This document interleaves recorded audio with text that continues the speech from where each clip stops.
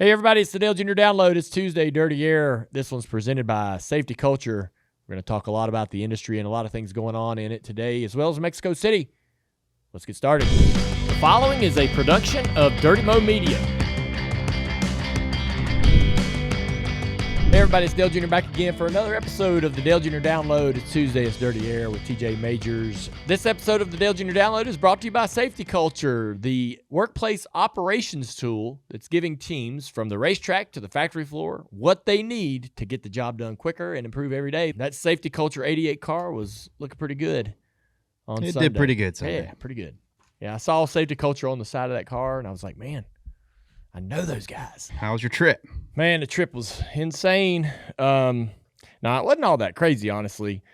Went to Mexico for the race this weekend. I was on one of the NASCAR charters and not really even sure what that meant, but I was going to fly to Charlotte. Typically, I fly out of Statesville, a little regional airport there. And I wasn't going to take my plane down to Mexico.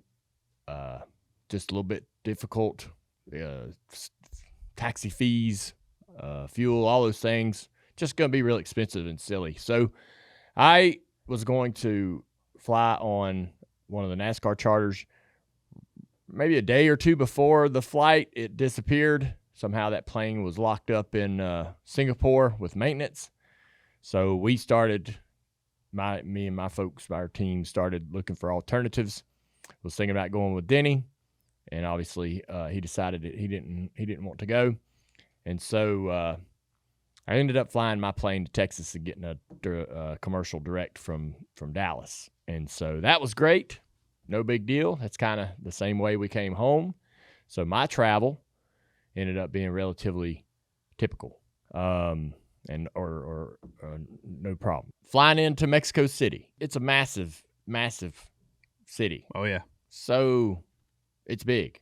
There's 22 million people there, and there's housing just galore and tons of color. So when you're flying in, we're coming in 1,500, 2,000 feet, big jumbo jet, and just kind of lumbering through the air real slow, and you're just kind of passing over all the houses and stuff, and you kind of get to peek down in there and see some of the detail, and it's pretty nice. It was really pretty. I immediately started feeling like I wasn't going to work. I was on a vacation. And that's how the rest of the weekend felt. Felt like we were on a vacation. Nice. There happened to be a race. Yeah. So go through customs, no problem. Get in a car, head to the airport or head to the hotel. Did you Uber or have a rental? We had or a Amazon car service. Amazon had us all sorted Gotcha. with a car service. We had a little bit of security with us at all times, just a normal plainclothes dude. And, but we get in this, you exit the airport and there's giant screens and just a lot of color and modern beauty and art. Yep. Good. It's just nice. It was nice. And so I don't know what I expected, but, it's a modern city. So we get to the hotel. Hotel is beautiful.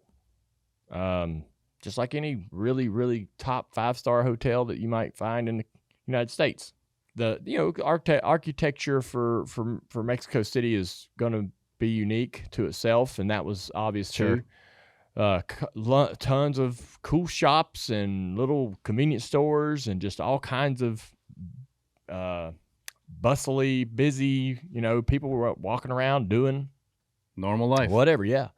So hotel's great. Hotel was, you get in a hotel, you don't know where you are. You could be in any country. Room was nice. There was kind of like a restaurant / bar, half a block from or maybe 1 block from the hotel, which we'll get to later. But I really didn't go out of the hotel. Well, yeah, we did go to a steakhouse about 2 blocks down the street one night, which was awesome. Amazing steak. I saw Paul Wolf and his guys there. But I don't want to spoil too much because Steve and Adam are going to be on here tomorrow. We're going to go through this, I'm sure. But I had a great time. We go to the racetrack. Have you been there before? I've been there. Yeah, I've been there twice. All right. So you know all about the track. Well, they modernized it because when F1 went there in 14 or 15 or whatever, they had to repave the whole track and knock all the curbs down. It was a little rundown when I got there. It wasn't bad. Well, the curbs through the S's were way taller back in the day. It was just a little different. Same layout for the most part, except for we run through the stadium this weekend. But they smoothed out all the curbs through the S's. Yeah, for flat. the F1 cars. Yep. So that was a little different. But the track was fun. Track was exciting. Had a lot of I'm looking at it from a broadcaster. Like when I get there, I'm like, I want to go down because as a broadcaster, I want to be able to talk about some stuff. I don't want it to be sure. I don't want it to be action. Yeah, I don't want it to be a boring race. One example might be there was some conversation about should they move the restart zone, because they've been moving the restart zones at some of these road courses to prevent the that goes on at COTA or Turn 1 at Indy Road Course. Just silliness that happens there. So they moved some of the restart zones at some of those tracks to sort of break the field up a little bit so they don't drive over the top of each other and down into Turn 1. Well, they worried about that for this particular race. Luckily, I was like, no, I don't want them to move the restart zone because I want to go down into It Turn went 1. down. Them restarts were nuts. Right. Yeah, that makes it fun for me. So they didn't move it, but and they, for the most part, it wasn't comical or silly. No, it wasn't like Indy turned into or COTA. Yeah. The only one that I saw where I was like, holy guys, come on, was when the 11 of Ryan Truex kind of got off of 3 or whatever. He got turned in two by McDowell. I mean, they were 4 wide. It really wasn't McDowell's fault, but that's who was in his door. But that corner or that restart there was borderline like silliness. So I will tell you, not that this really might not make a difference, but some of the angles like the spotters have, I don't think the drivers know. Oh man, but they're 4 wide sometimes. I mean, they might not care, but if they would have known, they might want. Some of them might lift because someone's getting clipped at 4 wide. Ain't nobody lifting. They all go down. They all went down into the corner on that restart, and they're like, if I don't be the bull, you're getting bold. You're going to be the China. Yeah, and so, and they all just go through there and go. That was I was telling Travis earlier here, that was my problem with the race. I enjoyed the race, but it got to the point where when guys were side by side, they were running like you'd knock a guy off on the left-hander from between 2 and 3. Cut. Yeah, and then you just knock him off, then he loses 5-6 spots and you go on, and there's no penalty for knocking the guy off. Well, there ain't, but that turned into a technique to pass, though. Well, yeah, but and the guy that gets knocked off, he's fortunate because NASCAR's not going to penalize him. Yeah, and then maybe he can chase the guy down. Yeah, but sometimes whenever and give it back to him, so we can talk about that on the broadcast because Ryan Blaney got used up by Eric Jones coming out of the turn 4. Eric Jones was like, I saw that. Eric, I guess Blaney might have doored him or something. Eric didn't like it. So Eric just turned right, tried to drive him in the face. Freaking awesome. It was awesome, even though it was Blaney. And then Blaney got back to him. And he didn't do anything. Yeah. I wanted him to shoot him. The camera was all over it, too. Yeah. And I was we told him. Let's see. I said, guys, stay on that 12, or, just kind of be mindful of the 12. If he gets to the 43, let's get that back on the screen. So whatever Blaney did to him, he probably didn't do anything because he felt like he knew he messed up. That's the only way I could think that Blaney wouldn't respond. Yeah, you know what I mean? Yeah, you're probably right. So whatever Blaney did was probably... He probably felt like, hey, I deserve that. Because Eric's not... Oh, Eric was on it. He's just not a dirty driver. No. He doesn't go and start something. He's not, but he's at that point. He's driving a car that's getting a little better, but he's also at that point in his career. He's got to fight. I'm not putting up with it. Yeah. Should NASCAR do something about, because you're losing the art of making passes where you're just knocking dudes out of the way, though? No. Nobody was really doing that. It wasn't happening every single lap. TJ? I don't think you can do anything about it, but I do think guys were missing coming out of the left-hander there and just shooting guys off on purpose because the guy behind would lose 5 spots and probably never see him again. Yeah. But if he does see you again, he's going to wreck your turn, you too. Yeah. But I don't like how, to me, you remember 2 weeks, did you see the Max thing a couple weeks ago, Verstappen, and when he ran that guy, he ran George Russell and doored him. Well, they just drive into the corner and run each other off, and I feel like that's kind of what it turns into a little bit. And there's nothing you can do about it. I mean, it's going to police itself eventually. Yeah, I think so. Well, I mean, if you're all about making things more boring, I guess you could penalize people for doing it and stop it and make it go away. Did I say I want that? Yeah. I don't know. You brought it up. Well, because I TJ assume if you brought it up, you won it. TJ this morning before he came in was about this, so I wanted to see if you wanted something done said about I it, didn't. or For entertainment value, I like it. But if you're like, you think about the cars that are getting run off. If you're 10th place and you get run off and you're 17th after that, you're not going to be very happy. Yeah. Well, I wouldn't advise being on the outside of somebody going through turn 2 unless you're willing to try to take that risk. So you can be in you'll be in a good spot. In 3 turn wide, 2. somebody's going to probably go off. But Yeah. 2 wide, well, I noticed it happening with 2 wide stuff, and guys were just not. They knew they could just door the guy there and get away with it. And if it was happening like every single time somebody tried to attempt to pass there, you could Maybe, then go, all right, this is I don't think it's anything that getting out needs of hand. policed or like Yeah. that. It'll No. police itself. Yeah. The track was pretty cool.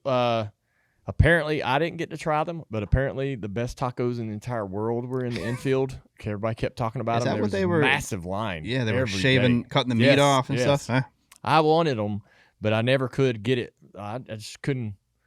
I was working and never really had a chance to like get those tacos. But that's the only thing I think I missed out on. You know, I know everybody's experience may vary, but mine was a good one. Would I go back? Absolutely.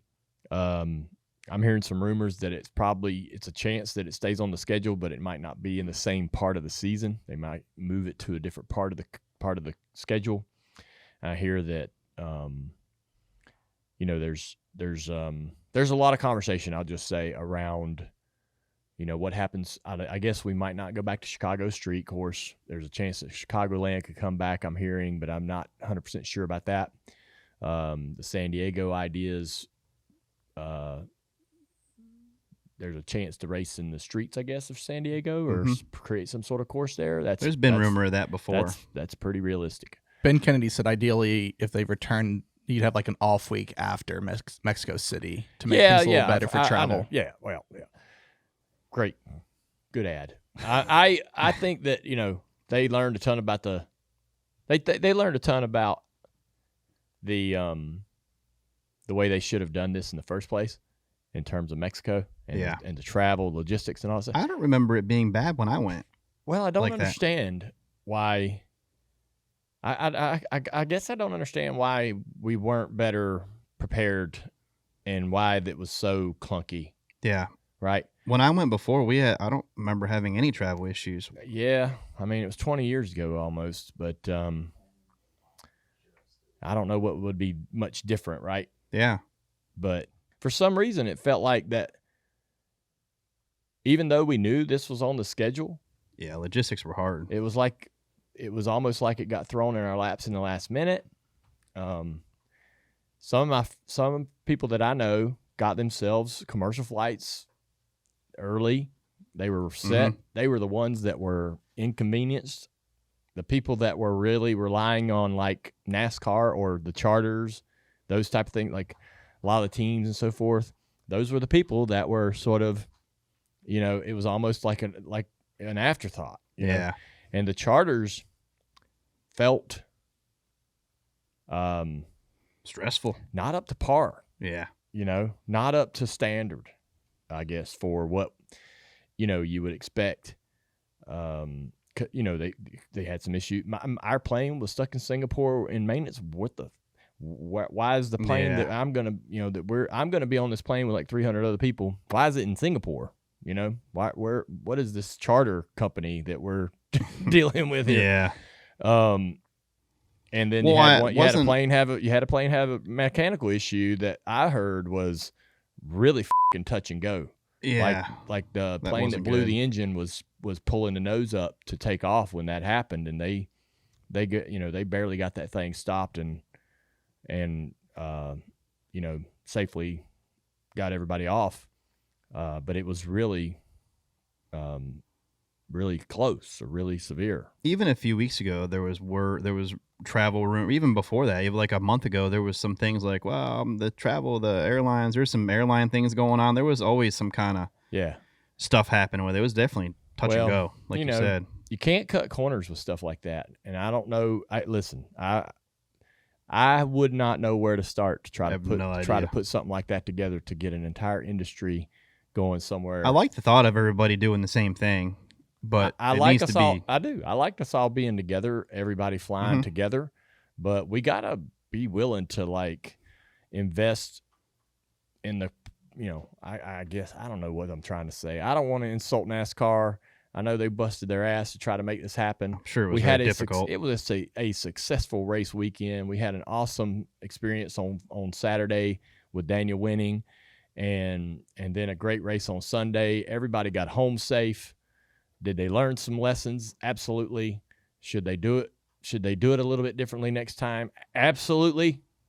Will they? I think so. They learned a lot, and I think to your point, Travis, Ben Kennedy was honest and transparent about that.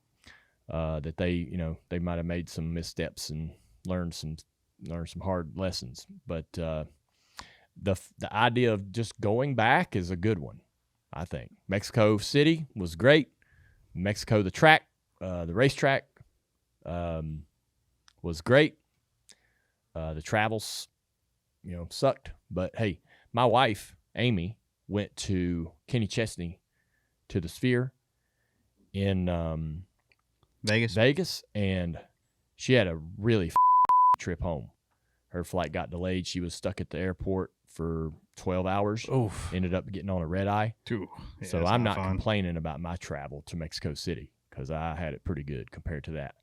But anyhow, pretty cool. Got my passport stamped. I always love filling that passport out, boy. Don't y'all? Yeah. I mean, you get a passport, man, and it's fun. Kind of go through the pages to see all the places you've been. My passport is empty. There's no stamps on it. No stamps on it. Man, you got to get out, brother. Well, hey, I got to say, it must have been a pretty tough weekend for you, Travis. No Denny Hamlin out there to cheer for. What did you do with yourself? I watched the race, and it was peaceful. Did you just shed tears the entire time? Yeah. What did you do? As you watched that number 11 out there? He did more burnouts than Denny did in Michigan.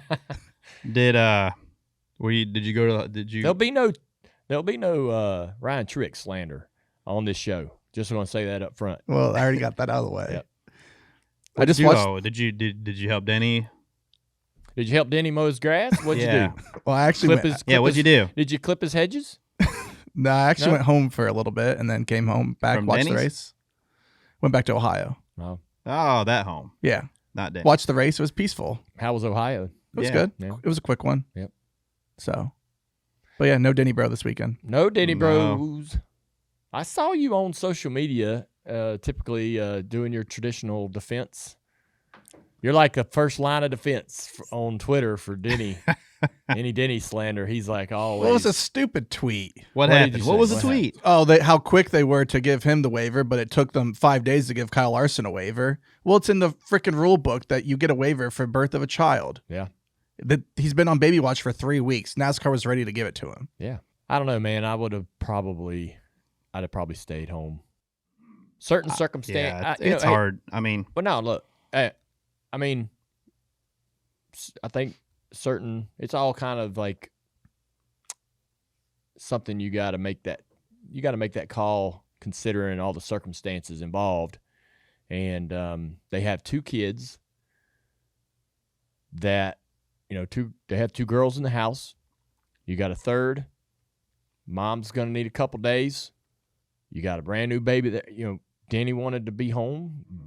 I thought it was awesome. He would have had to leave before she's even out of the hospital, most likely. Yeah. Like, you can't do that. He's at a point in his life where I think the right decision is to stay home. I agree. I thought it was a great decision. I think it's the right decision. Yeah. I don't, I was, there's a lot of, so there's two NASCARs, right? There's the old NASCAR where you drove with a broken neck. Yeah, no matter what. You drove with duct tape your eyes you open. raced with concussions, obvious concussions. You missed high school graduations of your kids. You missed all the milestones, all the moments. Mm-hmm. Everybody, right? But that's the old NASCAR, and that's not how we do it anymore. We're in a new day and time where you got something you want to be home for. You got an opportunity to make that decision without it being such a detriment to your what you're trying to accomplish that season. And so, I think it's I have to remind myself, like, hey man, it's not like it used to be anymore. And it wasn't like the race was at Darlington where you could have popped over there, done stuff like that, and come home, then go for the race. Absolutely. There you go. I think if it was at Darlington, he would have ran the race, flew in, drove the car, went home. I think so too. Yeah. Whether you've got one shelf or a whole wall dedicated to NASCAR diecast, there's always room for more. And nobody brings the excitement to the track and to your collection like Lionel Racing, the official diecast of NASCAR. From the legendary rides like the number 3 Goodwrench car to the paint schemes of today's hottest stars like Kyle Larson and Ross Chastain, Lionel Racing diecasts are built for true fans. Every car is authentically detailed, and most are available in both 124 and 164 scales. Whether you're after race wins, special finishes, autographed pieces, or the elite premier editions, Lionel has you covered. And right now, for a limited time, fans of the Dale Jr. Download can get free U.S. shipping on their next order at LionelRacing.com. Just use the promo code DJD25. That's promo code DJD25 at LionelRacing.com. We were just mentioning how they may race at San Diego. We may go to, who knows what happens to Chicago. I don't know that we keep going back there. I think we'll, it was great. It was nice. Nothing wrong with it, but they want to keep kind of moving this around. We may go back to Mexico. And so a lot of road course talk. And Richard Petty said road course racing, he said, hey, it's all fine, but road course racing isn't NASCAR. Did you see that? I didn't. I didn't see that either.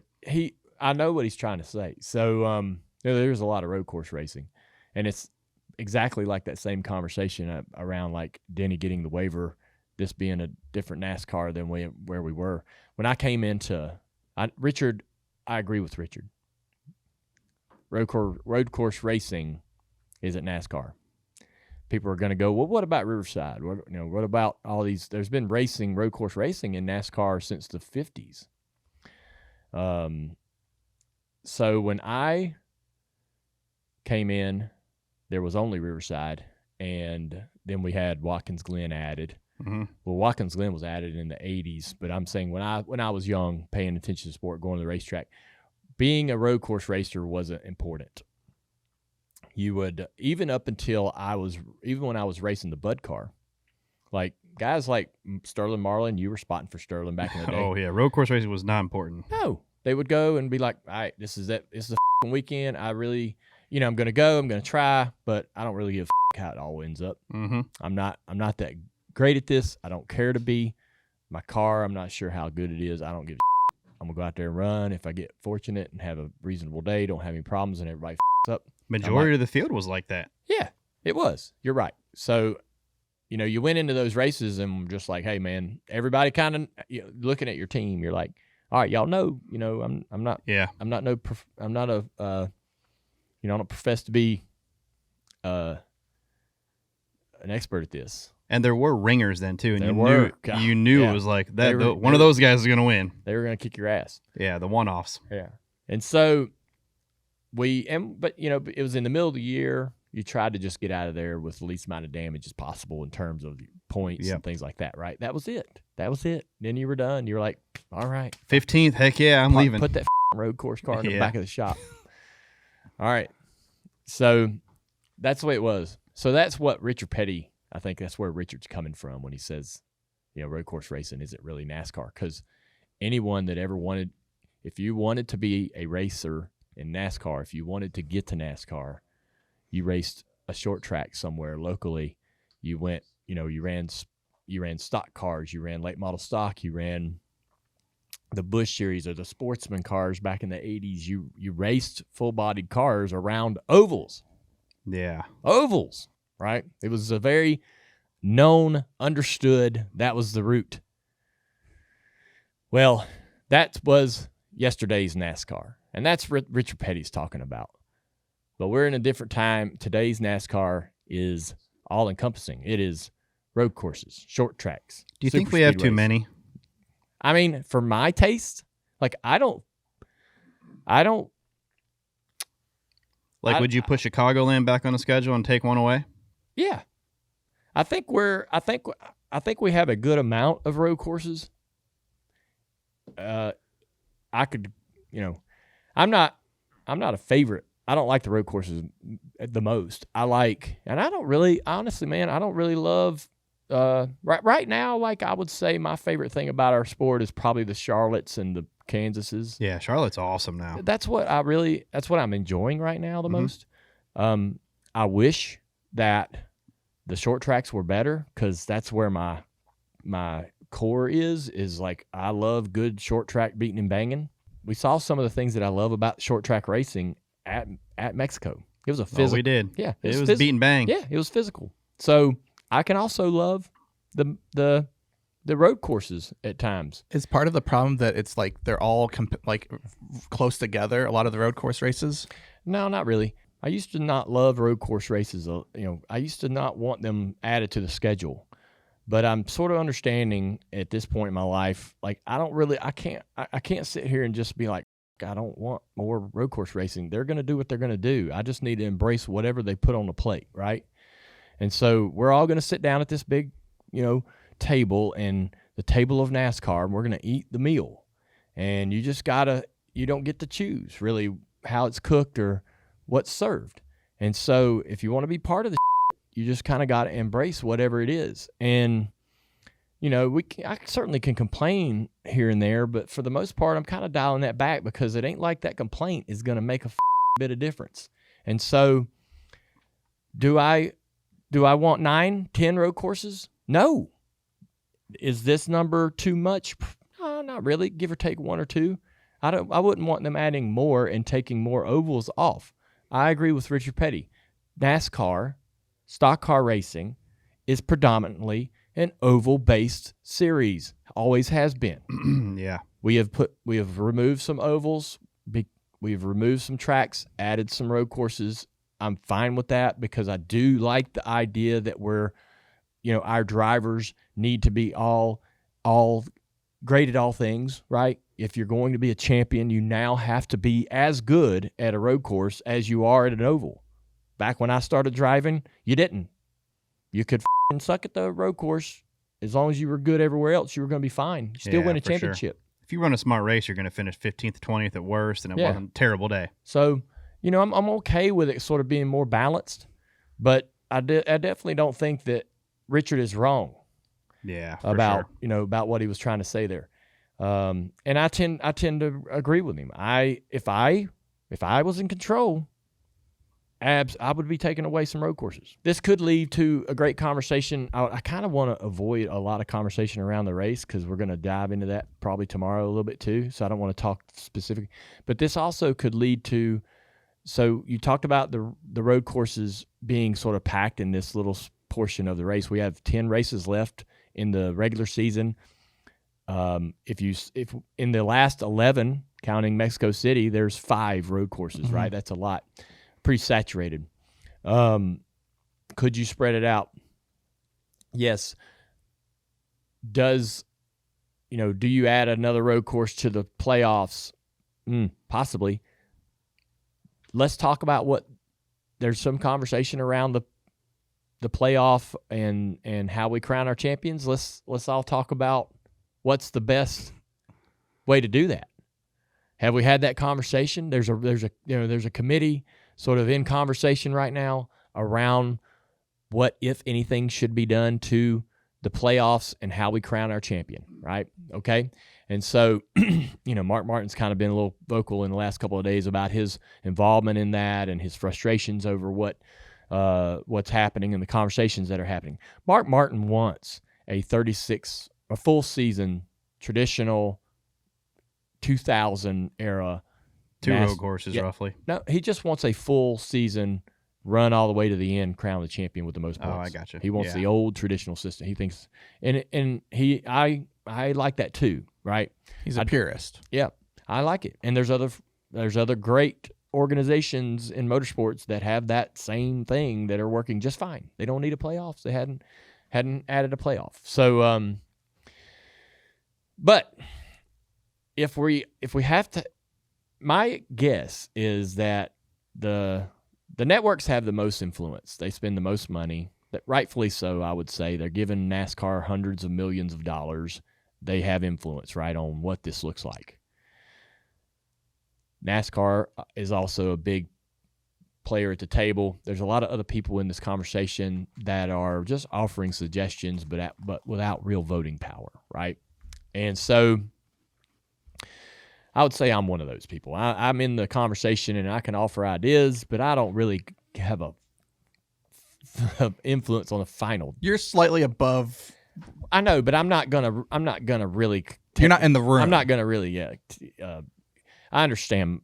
Like the decision's really going to come down between a conversation between NASCAR themselves and the TV folks to say, "Hey, is everybody good?"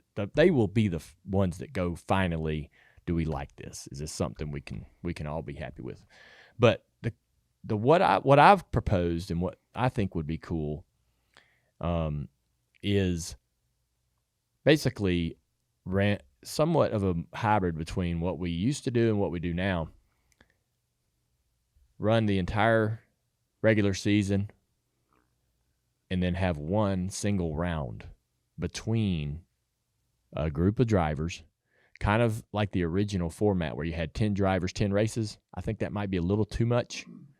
You could actually make that a little smaller and have, if it's 3 drivers, it's 3 races. 4 drivers, 4 races. 5 drivers, 5 races. You could even do 6 drivers over a course of 6 races, right? But you'll race the entire regular season to determine who those drivers are. And how you determine that really is kind of for debate, but I would traditionally want the best performing 6 or 5 or 4 drivers to be those guys, right? No fluke, wild card, no gimmicky sort of, oh, this guy, he did X, Y, and Z, and now he's in. It would be literally the 4, 5, 6 best people. Everybody would have the consensus would be that's the ones that deserve to go for this. And then they just race it out. One thing you could do is everybody would start flat in that final round, but you could possibly give a point for every win, still making wins matter, right? So if you won 6 races, you start with a 6-point advantage over someone who nothing huge though, like we have now. Nothing huge. A small token to be able to carry into that because you should reward winning wins races. Still matter. Yeah. Now there's a lot of different other things that we could talk about. Well, do you do this? Do you do that? What about this? What about that? But I think it's a bit of a hybrid between where we are today and our original format that we used way back in the 70s and 80s and 90s. So what I was trying to encourage is that we look at this regular season as the same way we kind of look at the rounds that lead up to the final round in the playoffs. That regular season is really the race to determine whether you end up in that group, whether you end up in that basket at the end of the season. And so where we are right now is drivers make the final round at Phoenix, and they will tell you they are more proud of making the final round than whatever may happen that day in that championship race, because getting to that point is hard, right? Super hard.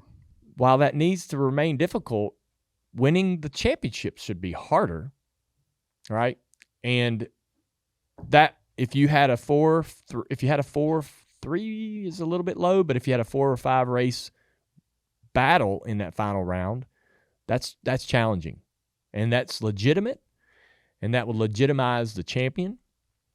This guy, he did it over those 5 races against these 3 or 4 people, the best. That would bring legitimacy back to that championship accomplishment, and that's another thing that's missing, right? So the drivers that go to Phoenix, we've heard them say, it doesn't feel like it doesn't feel as valuable or as cherished or as the old way of winning it over the course of the entire season, right? And you can't argue against that. You can't. Is winning a championship still the greatest thing that those guys can do in their career? It still remains that. It still is that. You'll see their enjoyment and excitement when they win the championship. Joe Logano, Larson, Chase Elliott, Blaney, all the guys that have won it, they're thrilled, right? Still thrilled. But would it matter more? Would it feel comparable to the Jeff Gordons, the Jimmy Johnsons, or I'm sorry, not Jimmy, but Jeff Gordons and Cale Yarboroughs and Richard? Would it feel comparable to the 40 years that we raced under the original system? If you had like a 3, 4, 5 race final round, I think it would be back to that. It'd feel earned. It'd feel earned, right? Instead of more happenstance, luck, fortune, right? It would feel earned. And so that is what we got to. That's what we got to attain. That's what we have to deliver. If there are some changes to the playoff structure, we have to get back to making it feel earned, and so when we see the champion crowned, we all can say that guy did it better than anybody else. He wasn't just fortunate. He wasn't just good on one single day, right? So would you get rid of, with this format, then there wouldn't be the win and you're in kind of deal? I mean, probably not. Which I think is, and a lot of people I think would celebrate right now. I would, yeah. It makes guys do things they normally wouldn't do at times, but it also, I don't think, you would not have that.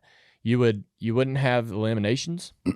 Yeah, you don't need them. You get rid of the round. You get rid of round 1, 2, 3. You eliminate yourself. You get rid of all that. I do think 16 is a lot right now. 16 people are too many. It's just too many. You would basically treat the regular season as the semifinal round of the playoffs. Yeah, so like 31, 32 races or 30, whatever, of just a season. Honestly, I don't think you could come up with a better idea. I'm fine with it because you're consistent. You're running good. You're making smart decisions. Yeah, I'm fine with it. Yeah, and I think that you take the guy, you earn it. You take the 4 or 5 that have done the best, earn the most points throughout the year, and they're the ones that get in there. How can you say that none of them guys have earned the chance to be raced for a championship? You can't argue with it. So, we'll see what they do. I don't think I don't think that my idea is going to be what ends up happening. I think if I had to guess where we land, it's going to be very similar to where we are today. They'll just probably expand that final round to about 3 races. In racing, we say good enough just doesn't cut it. And it's the same in business. Time isn't just money. It's your edge. If your team's constantly reacting to problems instead of staying ahead of them, you're losing ground. Under green, there's no time to think twice. Teams have to decide whether to pit early or stay out. One wrong move and your driver could be buried in traffic or out of gas. Every second counts. The best teams act fast with confidence, and that's why a team like Trackhouse Racing uses safety culture. It helps them stay on top of what's working, fix what's not, and keep improving day to day. When you catch issues early and share updates quickly, you're not wasting time, you're making progress. It's not just for race teams. Whether you're in freight, construction, or anything where time matters, safety culture helps your crew stay sharp and focused on what really moves the needle. So if you're tired of chasing problems and want to start making real progress, head over to safetyculture.com/SVG and check it out. All right, we got SVG, the winner from Mexico City, on the Dale Jr. Download, and man, we're thankful for this. Hadn't had you on here this year, but you've checked the win box, and so we're lucky to be able to get you on. I know it's been a pretty wild weekend, so we'll get right to it. Get outside of the race. All right, first off, give us your assessment. I had a great trip. I enjoyed my travel. I enjoyed my hotel. I enjoyed everything about it. I would recommend. I would go back. How was your Mexico City trip? It It was okay. Like it started really bad Yep. with the travel issues. The plane, the motor blew up on the takeoff, which sucked. And that was one of the scariest things I've probably been a part of. And then it was all panic and trying to get the logistics sorted. And we ended up leaving Charlotte at 5 a.m. on Friday. So I was pretty wrecked by the time practice come around on Friday. But we only had a plane that was good for, I think, 14 or 15 people. So we only had a skeleton crew there on Friday for all 3 cars. Yeah. And it was a pretty wild weekend from that side of things. But I tried to, when I go away racing, I treat it as like as work, like I was just literally airport, track, hotel, track. Like I didn't do anything, I was just there to go racing. And I was careful, still got crook as anything. And that sucked. But I enjoyed my time. I thought the atmosphere was really cool. And that I wasn't at the track Saturday. I went back to the hotel not feeling well. But that race on Saturday, watching Daniel, that was one of the coolest races. Like I had goosebumps watching that. Like I went at home before when V8 Supercars went to New Zealand, and but us Kiwis are a little bit more reserved than Mexicans, I guess. Yeah. And man, that crowd response was unbelievable. It was really, really special to see Daniel win too. Yeah, absolutely. That was a great weekend, or a great day for not only Daniel, but JRM. Just I wasn't really even, when Daniel had the issue in practice or qualifying, I was like, well, all right, we're gonna give him a backup car. It's gonna be maybe not quite as good as the primary, and he's got to come from the back. I didn't see that playing out the way it did. I want to ask you, do you think how you got sick? The only thing I can put it down to is having juice on the breakfast, at the driver's room upstairs. That's the only thing I probably slipped up on. Everything else was, it was all bottled water or, canned Red Bull or soda. And, like everything else I was so careful, and that's probably the only thing. But, dang. Well, feel good on Sunday. Yeah, so you started feeling bad Saturday before so you had move. So you had about 24 hours, 36 hours of not feeling so hot. Yeah, it was pretty much right after qualifying, and then went back to the hotel and I just kept sleeping, kept trying to eat and drink. It would just go straight through me, so I was pretty dehydrated by the time the race come around, and I just couldn't keep fluids in me. So I was a bit worried how I'd go in the race, but it wasn't too bad. Yeah, I was worried too, man. That we had a little update, or we had some news from Marty about your condition right at the beginning of the race. And man, I had tabbed you, and a lot of people had also tabbed you as kind of the favorite to win. And I was wondering how that was going to be, because I know some guys that have gotten sick inside of race cars, and it's hard to run the lap time when you're throwing up all over yourself. Yeah, it was like I was right after driver intros. We got on the float and. Like, okay, I'm not too bad. And then they wanted to do the group photo on the grid, and I'm like, man, I need these 20 minutes before we get in the car or whatever to just have some time by myself. Like I was, not in a good way, but you know what it is when you do that chin strap up, the adrenaline just starts to take over, and your mind focuses elsewhere. You can kind of just push through it, and then, but pretty much straight after the race when the adrenaline wore down and that tequila you give me sunk in, I wasn't. I was back to pretty average. The race really played out really well for you. You only had, from what I could tell, only one threat, and that was Ty Gibbs. Ty Gibbs was fast all weekend, really good in the first half of the race. You kind of sat there behind him on that one stint, and I felt like that. Watching him and you, it seemed like he was pushing really hard. Wasn't sure how he could continue to do that the entire race, and eventually he ended up using the car up, when he lost some track position. How hard, I guess, how much more did you have there running second to him? Could you have taken the lead if you needed to or wanted to, or was it difficult in traffic? Yeah, it was pretty difficult. Like the air is so thin. That's my first time really racing at such high altitude, and as soon as you got behind him for a couple of laps, you could feel the tire pressures really come up and the brakes would get super hot. So just the lack of air really made a difference. So I really felt like in stage 2 I was faster, but every time I got close, like my tires would just get hot. I'd drop back a bit and then my grip would come back. I'd be able to drive to them again. So End of stage 2, we really got to him. But yeah, he was certainly the fastest car. I think he was slightly better than the 20. Maybe the 20 was the third best. But yeah, it would have been really interesting to see how the strategies played out if that yellow didn't come out, or we were on the same strategy. I think, you know, it would have been a good race. But yeah, if I had track position, he would have struggled to pass. You know, it was just, you had to have a real speed advantage, I think, to pass someone. And yeah, but yeah, he was really quick. There was a couple restarts late in the race when you were up against the 20, and he had pretty good launches, and side drafting was a bit of a key to get down to turn 1. He actually lost the lead there once. You know, I guess that was probably the only concern, was something crazy and silly happening down in turn 1 and 2 on those restarts. They were really, really nasty and messy in the middle of the pack. How was that experience for you? Yeah, being third was messy. I would have hated being in the middle of the pack.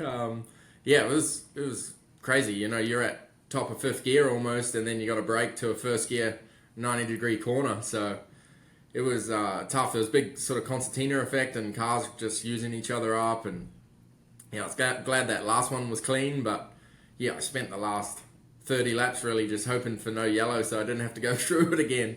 Because you know, the way the restarts are here, anything can happen, you know, and these guys here are pretty crafty. They know how to put their cars in the right spots, how to move the air, and, you know, drag you back with the side draft and stuff. So I'm getting better at it, but yeah, it's very different here. Yeah, you talk about getting better. You've made some big gains on the oval stuff. I will say, too, that I think Trackhouse has also made some big gains in the last couple of months to their program across the board.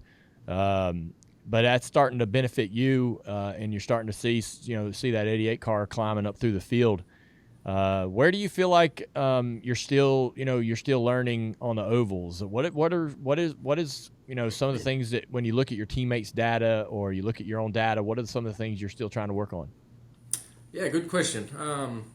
Yeah, I think you're right. I think as a team we've really made some leaps forward. But I just directly compare to my teammates. You know, they got the same stuff, and I got to get as close as I can to them, right? So, yeah, probably my biggest thing is fire off speed and practice, especially.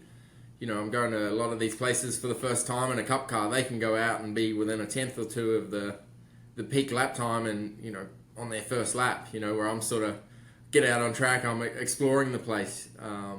So you know, I get up to speed on lap 10 of practice, and by then the tire's gone. You know, the tires are second a lap slower, and I get to what lap times they're doing, but I've missed that peak. And then qualifying comes around, and you know, I've got to go and find a second and a half, and they've only got to find half a second. Yeah. That's the big leaps that I'm not doing yet. So I really feel like we've made pretty big gains in qualifying recently. You know, just forcing myself to just go for it. You know, because normally in circuit racing or everything else I've ever done, you get practice, you get 3 sets of tires, you get plenty of time, you can just build up. Whereas in NASCAR with these short practices, it's very, very difficult. So I think, you know, like Wilkesboro was really good for me. That was my best qualifying. Obviously, there was a pit stop, but, you know, long practices really helped me to get what I want out of the car and get a feel for it. So, yeah, these tracks with 10 minutes of practice, man, it's so difficult. So that's my Achilles heel, I guess, at the moment. The 10 races that we have to the regular season, there's 4 road courses, and I asked you on stage after the race what you were looking forward to, and you said you were looking forward to all the right-handers. But out of those road courses, do you have a favorite? Is there, you know, do you love them all equally, or is there one that you seem to think that you have a better advantage at? I guess obviously Chicago we're going to be really good at, but I'd love to go to Sonoma. I raced obviously Xfinity there last year, and I did a wheel force test in the Cup car, and man, it's just epic track. You know how flowing it is, and when you get in a rhythm there, it's really cool. So I'm looking forward to Sonoma probably just to get to race there and see how that goes. Yeah, for sure. All right, man. Well, congratulations on a hell of a job. That was a lot of fun. Hey, it was a fun race to watch, and just impressive to see. See how you put it on them, man. That was a big deal. Winning that race by such a large margin, that was really cool. How many more times are they gonna tell you to slow down? Yeah, right. Yeah, that got annoying. I was just, Yeah, tell. That's a good thing when they're telling you to slow down, by the way. That means Yeah. you're leading by the lead just kept growing. Even when you slowed down, it was Yeah. still driving away. You slow down to go faster. Yeah. When it kept telling me to slow down, my mind just kept wandering and thinking weird stuff, So I just needed to stay in a rhythm. Yeah, for sure. Well, good luck, man. We'll see you at the racetrack. Thanks for giving us a little time today. Yeah, Thank congrats. you guys. Have a good You day. bet. Hey TJ, I like that phone. Is it new? Yeah, I got this awesome new phone. I've recently joined the Consumer Cellular family, and they hooked me up with a great phone and great service. You're telling me that your phone actually works at the racetracks? Yeah, my phone has been excellent at the racetracks, and honestly, you can't beat the Consumer Cellular service and the offers they have going right now. I mean, that's cool, but I'm assuming that it's probably kind of expensive, right? Yeah, that's funny. Consumer Cellular is a steal of a deal. I don't know why more people have not made this switch. Nationwide service, fraction of the price, the 2 for $60 plan, no long-term contract. I mean, it's awesome. All right, I'm in. So how do I get this deal? They basically have an elite pit crew on standby waiting for you to call and make the switch. It's 100% US-based customer service. Takes around 20 minutes, and it'll be one of the best decisions you ever make. And now it couldn't be a better time to switch to Consumer Cellular and get $25 off with code DJD25. That's DJD25 for $25 off when you switch to Consumer Cellular. Go to consumercellular.com/DJD and use promo code DJD25. Hey, everybody, it's Dale Jr., and we are live for another episode or another segment of Ask Junior, presented by Xfinity. NASCAR fans, you know booming speeds when you see them. An Xfinity Wi-Fi connection, well, it's booming. It is booming. It really is. Like the roar of a NASCAR engine on race day, is fast as a V8 engine and reliable as a pit crew. One of the best pit crews on pit road. Xfinity Wi-Fi gives you the power and speed of NASCAR in your home. Choose the right plan for you, and you're off to the races. It's the best streaming experience with NASCAR or all of your favorite sports because Xfinity Wi-Fi is booming. Like Kyle Busch into turn 1. That's right. They don't just raise the bar. They stream in overdrive. Yep. They are a proud premier partner of NASCAR. Xfinity Wi-Fi. Pretty booming. Cool. Yeah. Pretty good stuff. So everybody out there is starting to pile in, and let me open up my app. Yeah, they're still piling in. We're actually early this week. Oh, really? Yeah. All right. Well, sorry. Just got a text from a friend of mine who tried our Jerky Boys beef jerky for the first time. Said he loved it. Yeah. David Chang giving it a try. David Chang, yeah. So he works with Amazon, and he happened to be out there as a guest. And we were sitting at dinner one night, and there was like 20 people at this table eating dinner with Amazon. And Trevor Bain goes, "Hey, Dale's got a jerky company." And I was like, "Damn, awesome serve there, Trevor." And David Chang goes, I'd like to try it. I said, "Well, I got a bag actually I brought from home. I'll give it to you tomorrow." So he come to the booth and tried it, and we filmed it, and we put it on social media. So one of the, celebrity chef giving you a bit of a taste test on your new jerky company. And he liked it. He said it was awesome, which I already knew that. But yeah, but now you got like the Jerky Boys jerky is the best jerky in the universe. It's better than even alien jerky. Yeah. Have you had alien jerky before? No, but nothing could compare to this. It is the best. Gotcha. It's because it's so good that there's nothing that could even be close. Like when you eat it, you're like, yeah, nothing's gonna beat this. It is good. It is good. Be careful because we're a small company, and so we get a little, you have to be a little patient on your order because we're getting a lot of orders. Makes sense. Yeah, but it's great. It's good stuff. Anyhow, let's get to the questions. Let's have some fun. All right. So first question comes from Tony, and I'm going to add a little caveat to it because what's your go-to drinking snack? Beef jerky cannot be answered here. Why? Because I'm taking that Can't out. plug yourself. Yeah. All right. If I can't have Jerky Boys beef jerky, which we sell it right here in the gift shop at Junior Motorsports too, if you just want to come. So it'd be weird if Instead you of- couldn't have it. Yeah, if you're living nearby and you don't want to order and wait for it to come from Nashville where we make it, you can buy it here. I'm actually moving the company to a building right here next to Junior Motorsports. We can make it right here. So really, you're gonna have all the jerky you need. Yes, so good. I mean, I think probably just peanuts. You know, Just regular yeah, regular salted peanuts, probably Like easy. Pretzels, dry roasted. some pretzels. I don't care whether it's dry roasted, whatever. That I just want a little salt on it. Kettle chips. Nope. No? Don't like kettle chips. They're too hard. Kettle chips are like unnecessarily difficult to eat. Oh, I love them. Why are, you know what? A good potato chip, nothing beats salt and vinegar flavor. They make kettle chip salt and vinegar. They do, but I like the regular Lay's.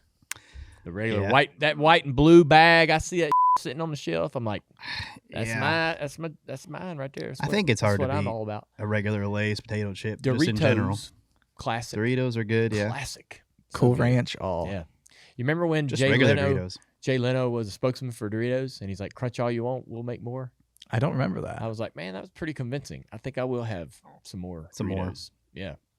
I don't know why they stopped working with him. He was a good spokesman for Doritos. Probably got too expensive. That means Doritos. They freaking got the money. But a good salt and vinegar chip is what's up. No dip. Now, don't want to mess with that flavor. Travis looks like a dip person. Yeah. Not for chips. Chips and I don't dip chips. Just get the chip with the flavor on it. Yeah. Yeah, but you can't get like this onion or whatever dip. Like if a that's what French you want. onion dip or whatever. Yeah, they don't make That like sounds terrible. Friction. You know what? Dip is good, but this is maybe more for a tortilla chip, right? Or is buffalo chicken. Oh yeah. Doing a little buffalo Yeah. chicken dip. The Oh, one for sure. the one dip that I never had until I moved down here, pimento cheese as the dip. Yeah. Ugh. Pimento cheese is good, just all around. Yeah. Make a sandwich. Put on a burger, Oh, you could do whatever. Yeah, you could put it on a burger. It's a good idea. TJ don't like it? That's disgusting now. I I do agree with the from buffalo. Buffalo. Dip. The buffalo, yeah, and the buffalo dip's perfectly fine. You could put that on a sandwich too and eat it if you wanted to. Yeah, you could. A little chicken in there and stuff. All right, next question. So SVG said he was leaking out of both holes. What's the sickest you have ever been while racing? I've fortunately not ever been sick while racing. I probably had like a head cold or something, stuff like that. But I've never really had like a bad experience. I've never thrown up in the car or. Did you ever have to Even- take Imodium? Huh? No. Before a race? Yeah. Yeah. No, I didn't take no drugs before a race. Were you crazy? Asking if you took Imodium is I not know, a I crazy mean, that's question. like- I mean, That's it's like a Pepto risk. Bismol. Well, I don't know. It's kind of, I don't know. What's the risk? I don't know what Imodium is. What does it do? What? It's like It's like I just makes don't you feel get- better. I don't get sick. It makes like it so that like, if it's coming out, it can stop it. Oh, really? Yeah. Yeah, it's supposed to like stop you from doing that. Really? Yeah, from down there. I think I just rather let nature take its course. In your fire suit? No, I've never been sick before a race, so I've never had to worry about this. But if you were, would you take Imodium? I probably would at the suggestion of someone. I probably would. Yeah. I'd probably try to make sure I got through the race. When you have a head cold, because you're so focused on the race, does it kind of, It's no problem. you don't even think about No. it, right? So when a driver's sick,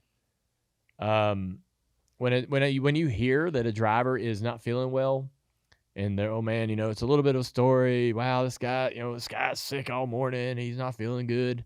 It's not a big deal to me because I know as soon as the race starts, they kind of forget about it. You're distracted by how much you got to focus on what you're doing. I mean, I'm sure there are some illnesses that are so severe that it would affect your performance, but like a flu or even like food sickness and stuff like that, typically you're still going to be able to go out there and compete at a high level. And if anything, for those few hours, you'll be distracted and almost, forget that you have this going on. I remember back in like 87 or something, Kyle Petty was, had the flu at Bristol, really sick, pretty bad. And he's out there leading the race, and they're like, oh man, Kyle Petty got the flu. Look at him go. And I'm like, all right. I was like, apparently you can still drive the shit out of a race car no matter how sick you are. And yeah, so I've never had to really experience that. I do know one time Mark McFarland. I know, I was spotting that race. Yeah, Mark McFarland was driving our Xfinity car at Phoenix. We're running like 8th. Pretty good for us. Our cars were 8th to 15th. And so Mark's doing a good job. Good little racer. And all of a sudden, he kind of goes high up in turns 3 and 4 and loses like 4 spots. And we're like, man, damn, what was that? He disappeared on the radio, too. Yeah, he's real quiet. We kind of finished 14th or something. It's like, damn, I went to the car. And Yeah, look in there, and it was all over him. Oh, no. Like he had gotten sick over what they cooked. So somebody, whoever our cook was that day, our hauler driver, whatever, did some chicken that didn't quite work for Mark. Yeah. And it was all over his suit. And I was like, oh, man, sorry. I was getting ready to go, what the F? Yeah. What'd you lose all them spots for? I want a top 10, man. At some point, he changed his radio to channel 2 as well. And then someone's like, oh, he's on channel 2. And I'm like, oh, okay, because we couldn't hear him for a while. Oh, jeez. Yeah, well, So yeah, I was kind of like, oh, crap.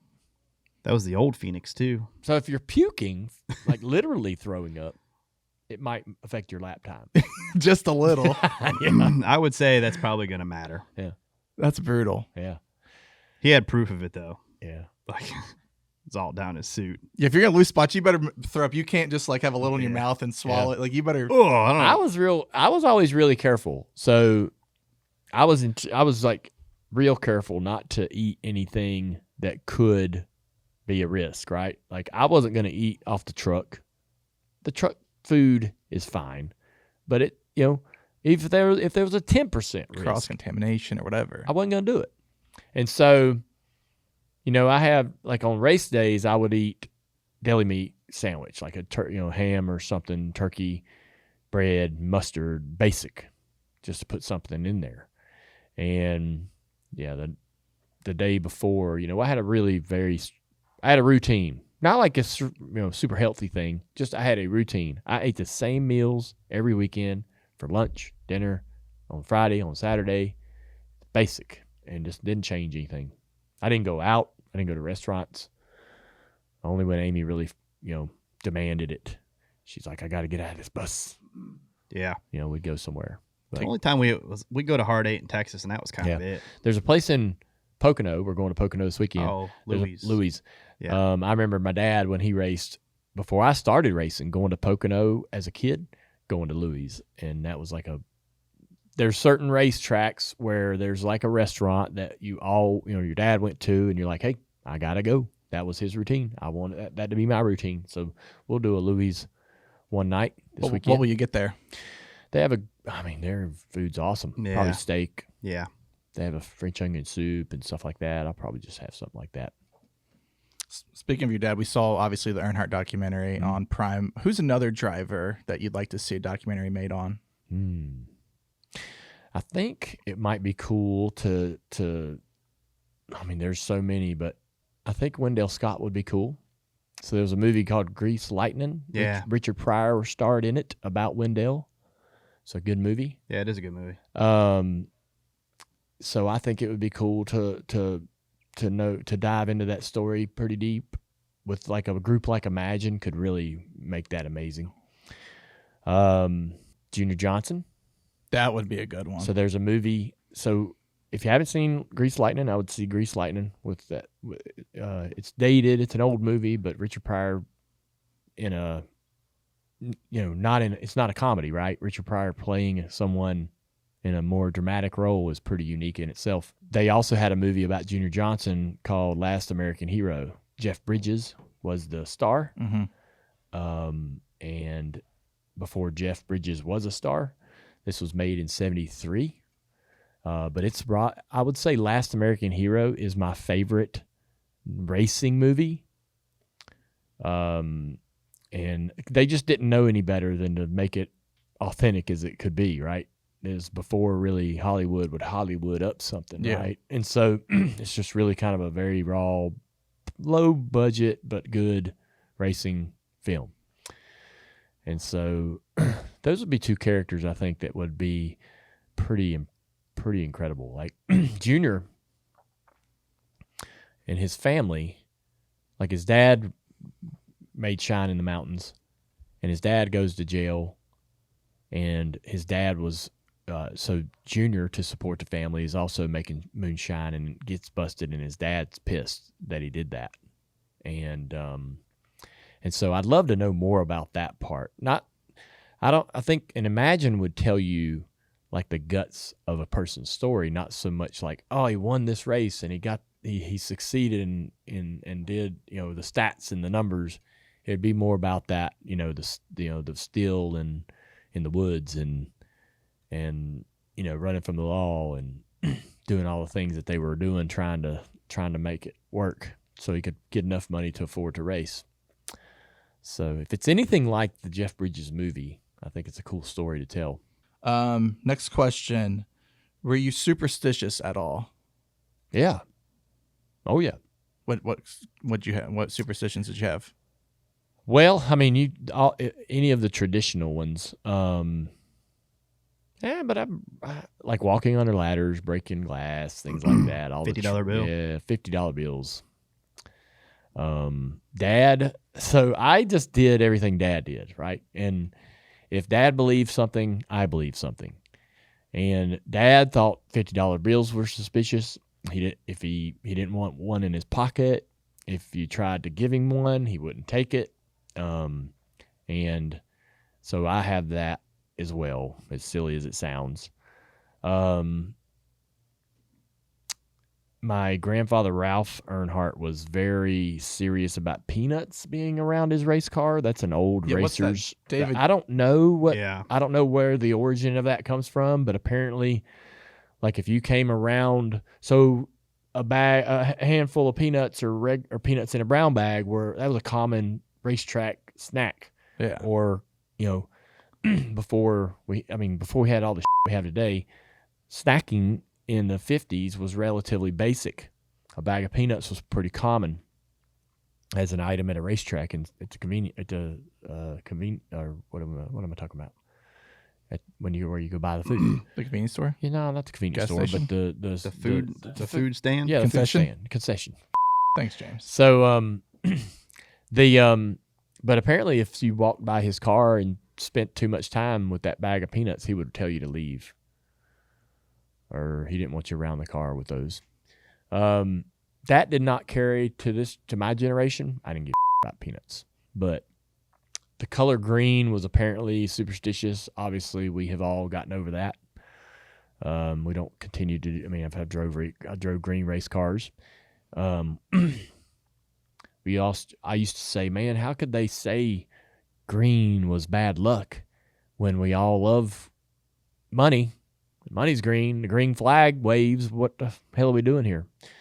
We're racing for money, at the end of the day. So I never understood that superstition with racing.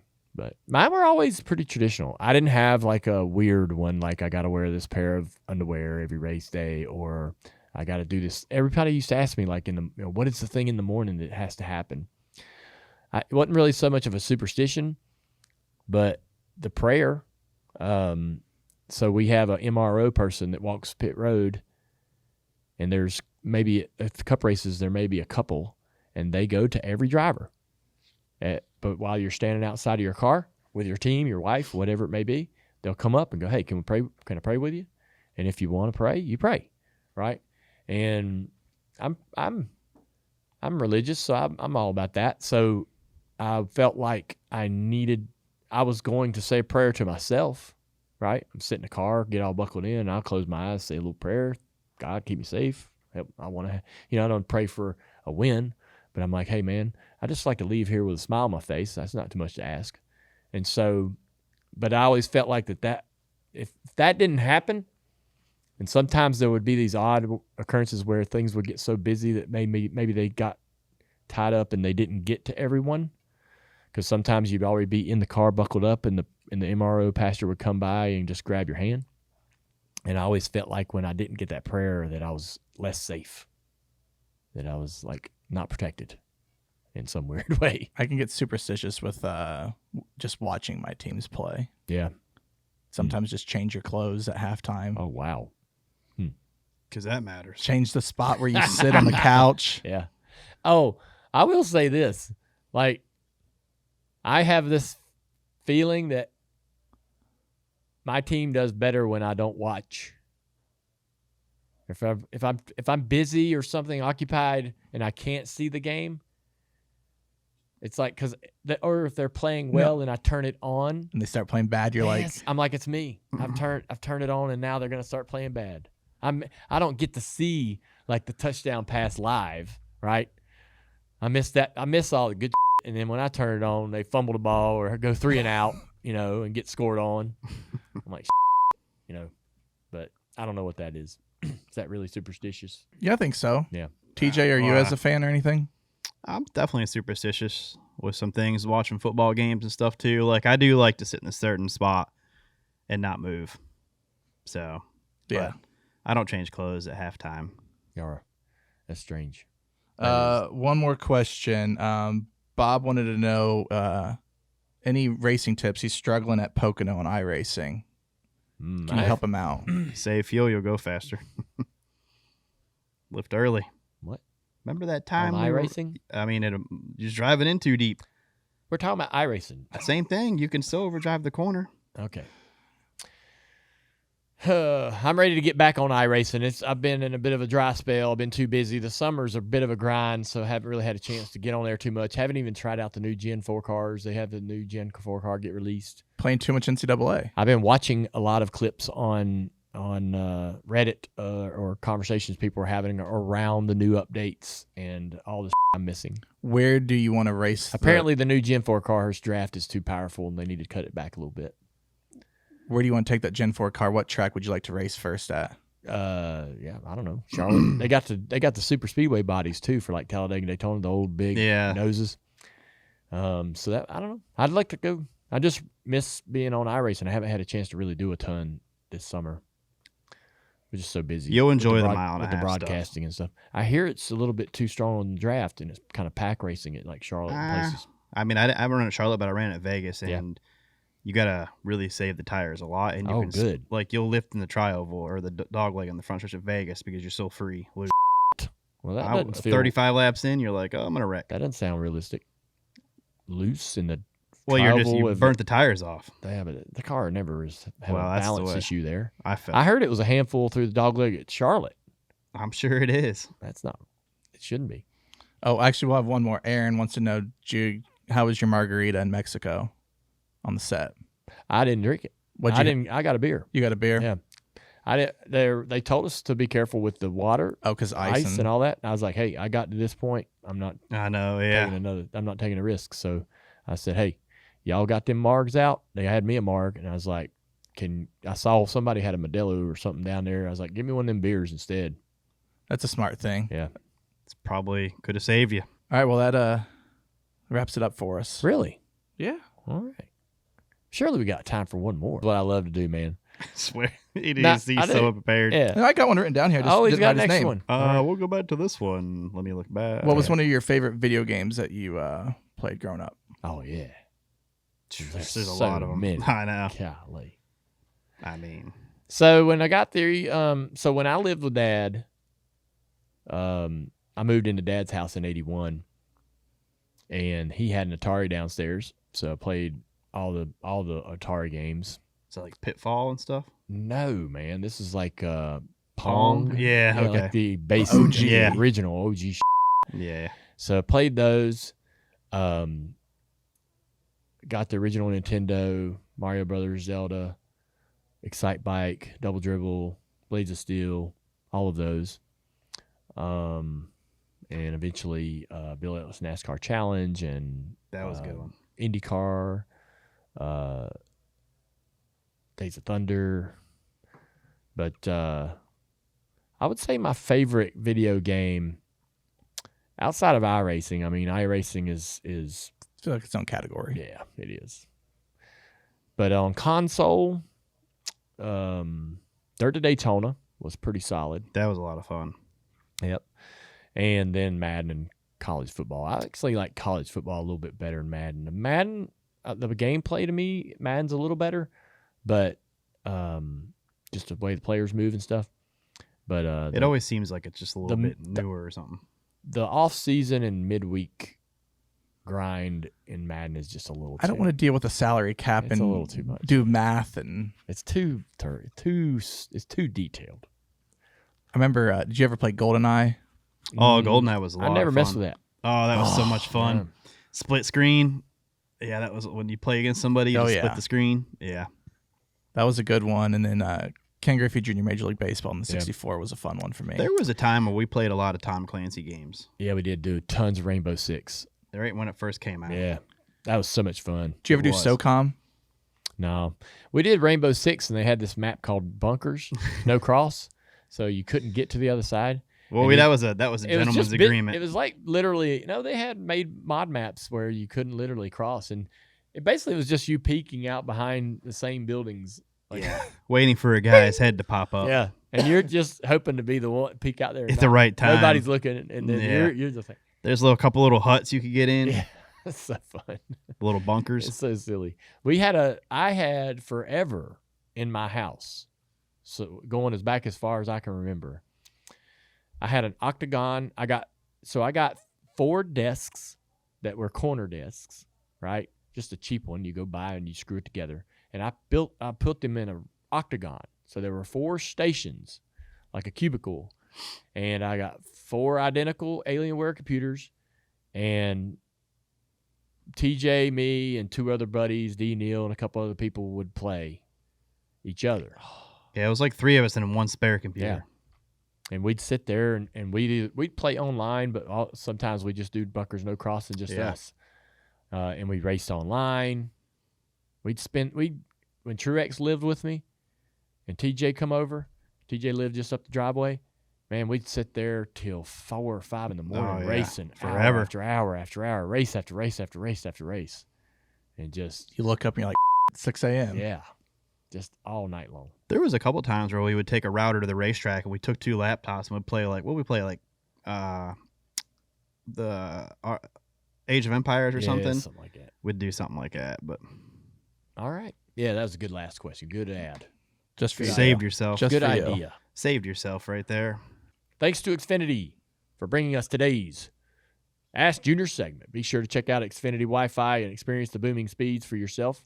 Their service is fast. And as NASCAR fans, we know what fast is all about. Choose the right plan for you, and you're off to the races with the best streaming experience with NASCAR or all your favorite sports, because Xfinity Wi-Fi is booming. They don't just raise the bar. They stream in overdrive. They're a proud premier partner of NASCAR and a great partner here at Dirty Mo Media. Thank y'all. We'll see y'all later. Hey, everybody. Just remember, we also have this month's Lionel Racing Collector to be announced. Follow Dirty Mo Media on Facebook, all social media handles. We will make a post. Respond to that post with pictures and images of your collection, or a video even of all of your collection. It doesn't have to be just diecast. It could be anything. Show us what you got. Hey, it's Dale Jr. Did you know that we've got brand new merch from our Stars, Stripes, and Beers collection available now? We've got tanks, tees, beach towels, and more just in time for summer. Check it all out at shop.dirtymomedia.com. All right, it's time for some Dirty Mo-Do on this awesome Tuesday. Dirty Mo-Do is brought to you by FanDuel. FanDuel. Man, I was missing my FanDuel when I was in Mexico City. God, couldn't do shit. It's brutal when you go to a state that doesn't have it. Oh, man. Or a country. Yeah. But, hey, we're back, so we can get back on FanDuel, and we can have all of the great times and great fun that we have together on FanDuel. Came close to hitting your bet, Dale. What bet? Very close. Your manufacturer parlay. What was it? I forgot. SVG, Bell, and Busher. It's close. Cole Custer ruined it. Cole Custer. And Busher was all over him for a little while, I too. know. Like, Damn it. I wonder how many people are as disappointed as I am that didn't work out. Probably a lot. yeah. We don't ever hear from anybody that actually, That wins or does bad. tails our parlay. Yeah. Yeah. I don't know if anybody's actually tailing our If you parlay. tail us, people, tweet at Dale and Dirty I Mo. think that nobody's tailing it. They're just saying, yep, that's a great advice. I'm not doing that. Yeah, that's exactly what they're doing. That sounds good, but I'm not doing that it. dumbass Dale with another Yeah. bet I ain't following. Yep, that's right. That's a T-shirt. Tim's, did you have any luck this weekend? I did have SVG to win. Oh. That was pretty obvious. Yep. AJ got knocked out by the Kyle Busch bowling Oh, ball. the bowling ball, yeah. So that sucked. And then I had Bell over Priest, which hit. So Yeah. happy about that. Yeah. Well, Russell, any news or surprises or anything out of the predictor from this past weekend? we had SVG as second to Larson, who was also taken out on that. So other than that, we were pretty good though. Yeah. Want to talk about the Bowman thing or not? I mean, Yeah. yeah, you want to talk about that Bowman deal? I mean, I brought it up and you shook your I head would last rather time. not. He didn't win. I was So- a little nervous there for a while. You're gonna have to recognize him here pretty soon. No, I refuse. I refuse. Jeez, Wow. Until he buys me dinner. He cost me dinner last year. I'm holding out. Where did you have Bowman on the model though? Oh, it was way bad. Not even like low tier. Let me check. Because the model isn't Russell. Correct. The model doesn't know my emotions about. Well, it might have developed emotions. Your model needs AI. Yeah. Maybe the AI Yeah. can sense your emotions or something. Maybe that's He was 15th. Oof. Oof. Dang. Oh, man. That sounds like emotion was He in there. smoked. Yeah. That sounds like emotion. Yeah. There's a joke somewhere here with Christopher Busher and emotions and AI, but I can't quite figure it out. Well, let's move to Pocono. Is everybody ready to move on to Pocono? I'm ready. Travis may not be. Are you ready? No, I'm ready. He's ready. Denny's gonna be racing. We're good. That's right. Oh, is Denny one of Denny's best tracks? Of course, Denny I'm ready. Bros. They love Pocono. They love Pocono. That's his place. Yeah. Hated it in 14 though. Yeah. That was before my time. Denny Bro struck out in 2014. He did. Took all the brooms home Yeah. with us. The favorites according to Vegas are Denny, obviously at plus 450, Larson at plus 550, William Byron and Blaney are plus 800, and Christopher Bell is at 850. What's the predictor say, Russ? Very close. I have Hamlin, Larson, Byron, Reddick, Elliott, Bell. Why does the predictor love Reddick? Well, Man. he's been struggling this year. runner-up in 2 of the last 3 at Pocono. He's Yeah. finished top 10 in the last Does 4 the there. predictor not watch 2025 Yeah, like- races? It does do the last 10. It Where's encompasses Bowman? Where's Bowman? I mean, he beat I Larson think there. we have found a flaw in the programming of the predictor. The predictor's nostalgic. Bowman won there. That was the Rick Allen moment right there when Yeah. Bowman won. Still won. The Rick Allen moment. I mean, I never heard it called that before. When Larson had the flat. Yeah. Rick was sitting there reading out of his book. Not watching the screen, not watching that tire. Rick, come on. Bowman's moving up though. He's 12th this week. I'm recognizing him. Yeah. But you don't want to. I don't want to, but I am. Man, you just are on Bowman. He is, man. Such Boy. a It's just because he cost me money last year. I don't know. He's not going to buy you dinner, brother. So I think you're just going to have to get over it. Well, is there any, so, okay, let's do our parlay first. Let's do our manufacturer parlay. And if you follow or tail this parlay, let us know. Send us a tweet at Dirty Mo Doe, hashtag Dirty Mo Doe, or just tweet Dirty Mo Media. We see them all. Let's go with Hamlin and Toyota. All right. Denny Bros are happy. Good Lord. He's well rested and stuff, so. Yeah. Let's go. Chevrolet. I mean, we can do Larson. It's I either feel like Larson or Byron. Yeah, I feel like it's, I like Byron. Larson's on this little trend where He he's is. kind of going. I It's think- feast or famine. I don't know if Yeah. it's feast right now. I think he comes back. He could. I mean, he could, but I don't I think feel so. like Byron's Byron's- due. I All feel right, like Byron. he's due. We're going Byron. Byron on the Chevrolet front. And then for the Ford, do you go with Blaney? I think this is Blaney. Yeah. I I think, think, Mrs. you know, Blaney's really good there. The racetrack where you get your first win, you always go there and run good. Yeah, you look forward to it. Yeah. So he's he going won there there last with. year too. All right, Blaney it is. Blaney, Byron, Hamlin. That's our parlay. So Tim's, what if you did another one and replaced Larson with Byron? Would that still work? It would work, yeah. It'd be very juicy in the sense of like the odds would be great, but yeah, it would work. They'd probably be all the favorites, so that's kind of what would deter me. But you're still probably getting around like plus 450, plus 500. All right. Tim's, what do you like for winning drivers this week? I'm with Russ. I kind of like Reddick. I think because he struggled, the price is pretty good. It's plus 1,200 right now. Yeah, okay. So it's more of a value. Yeah, It's a a value thing. value, but- and you really don't believe he's going to win. You're just going for the value. Yeah, if they turn it on, he's right there. He can always it doesn't take him 4 or 5 races to get going. Yeah. It does take just one race. So This feels like the weekend that Alex Bowman's going to win that one race.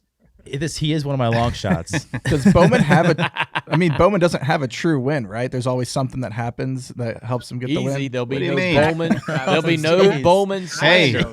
there's only 3 corners here. It's one less corner lapped for mistake. So There'll be no Alex Bowman slander on this podcast.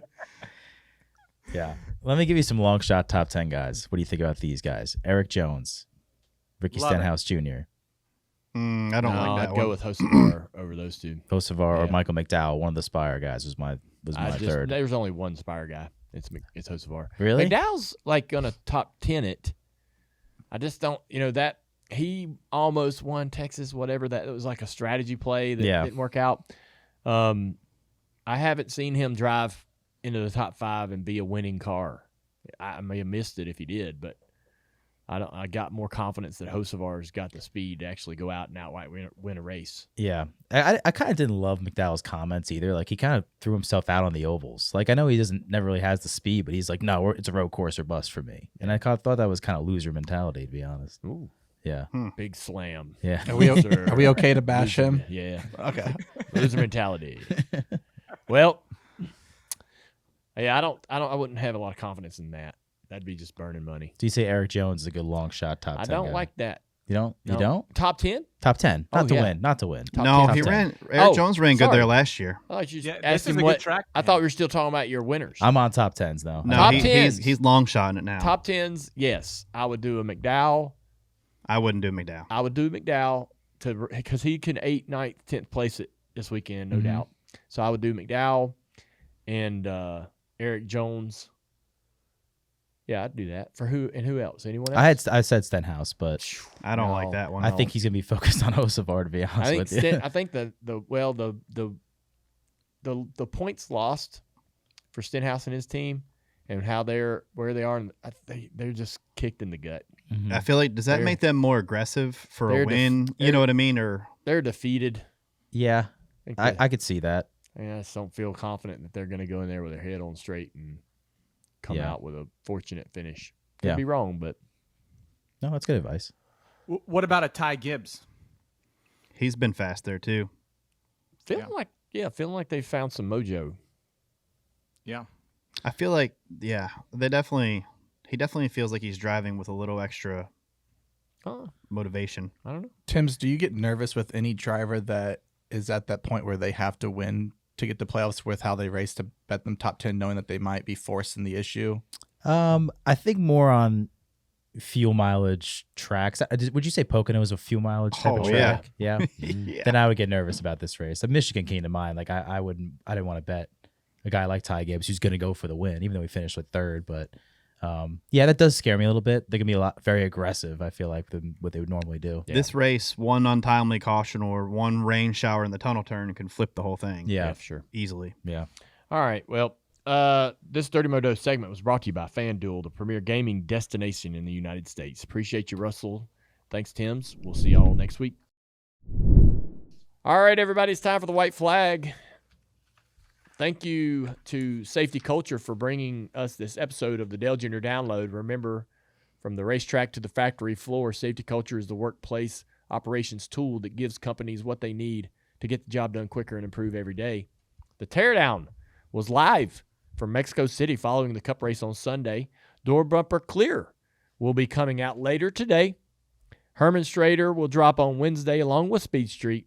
Connor Daly, dude, he had a hell of a run. So at close. He did. St. I was pulling Louis. for him. I was too. Can't wait to hear about that.